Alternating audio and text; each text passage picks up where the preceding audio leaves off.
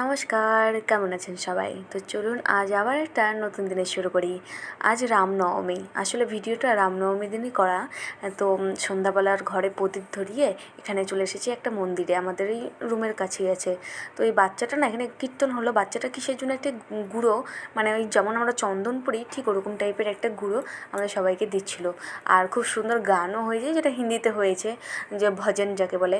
আরও যে দূরে দেখছেন যে লাল লাল লাইট জ্বলছে, ওটা আসলে কী বলুন তো, পাহাড়ে আগুন ধরিয়ে দিয়েছে। অনেক যখন জঙ্গল হয়ে যায় না, তখন আগুন ধরিয়ে দেয়।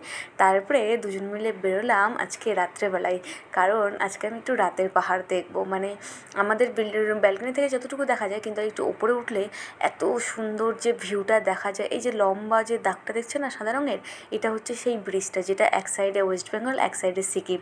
আর এর ভিউটা দেখো শুধু, হয়তো ক্যামেরায় অতটাও আসেনি, কিন্তু যেটা খালি চোখে দেখা যায় না, সেটা অসম্ভব সুন্দর।